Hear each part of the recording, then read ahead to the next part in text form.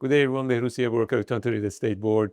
Market stats for February are out. Stay tuned to the end of the video as I'm exploring what's good for you if you're a buyer in the market, what's not good for you if you're in seller market, what happens in different regions in our GTA area. In this month, in the month of February, we had almost 28% less number of transactions than last year. That's seasonally adjusted.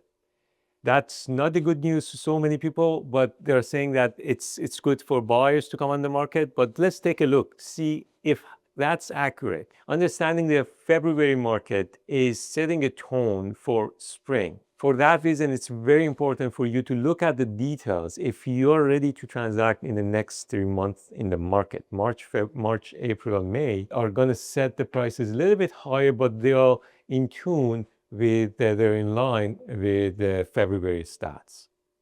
For the year so far, we had almost 7,800 number of transactions. And for the year so far, the average numbers have been close to 1,060,000 for the whole Toronto GTA. But for this month only, the sales prices were close to 1,090,000, 1,084,000. That might not tell you something, but when the economy is under pressure, there's words outside about unemployment level that are going to surge into some unprecedented numbers.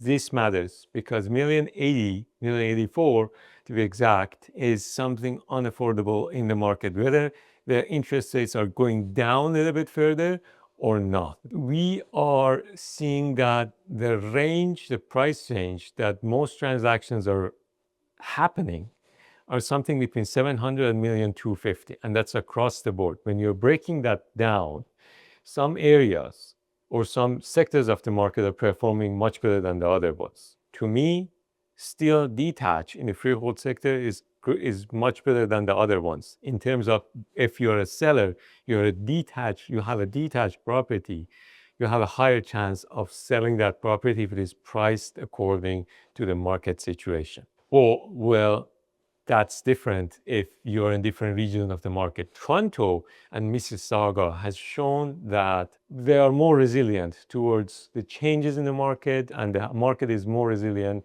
to the prices. That's showing in the average numbers reported for these two regions for the month of February.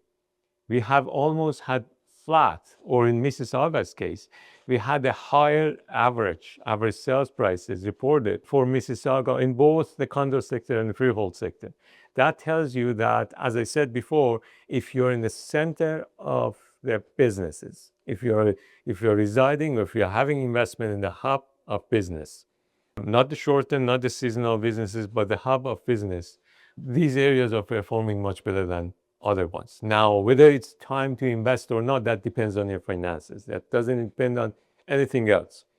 Fortunate thing is that our colleagues are getting in tune with how the pricing works. Most of the properties, according to the stats, are selling for 99% of the asking prices. It means nothing except that we learn how to price the properties in the market. When you are in Toronto, the average selling price of a detached home is close to 1,400,000. And that is telling you that if you're employed in Toronto, more or less people similar to you, if you're a buyer, they are trading between 1.4, 1.5, that range. But when you're going to the York region or Peel region, where Mississauga and Oakville are, these are the areas that the prices should be considered close to 1.2. I'm not saying that they are not investment worthy or they are not worthy of your attention, or when you want to live closer to your family, you have to go live there. What I'm saying is that you have to be wise of how you're investing your money, how you're spending your money in the market that's turbulent, in the market that's depressed, and a market that more or less is trying to find its own footing. The same thing is true for Durham region. For Durham region in specific, we have to understand that the condo sector there is working much better than anything else in terms of the appreciation in the prices. That is because, as I explained to you before, the lack of inventory in that sector of the market in the Durham region.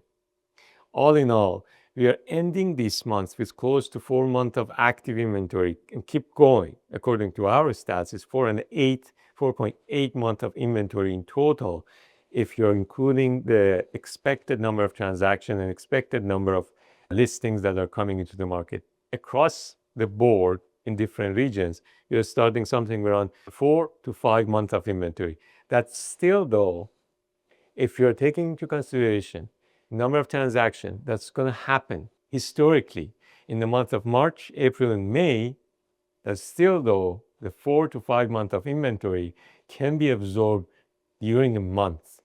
It's not that great. So quoting that we have this month of inventory and we are entering into a buyer's market is not true if you are not region-centric, if you are not putting a lenses of economy of that region, of that town, if you are not thinking like how the market can rebound from the levels that we are in right now. So the seller market conditions may not have disappeared in total, but we are not on the buyer market condition as well. So buyer be aware your investment is taking a turn into something worse or something better in a matter of day or two, in a matter of months, depending on how the economy is going to perform. Thank you very much for watching the video. I hope to see you on the next video. Have a wonderful day.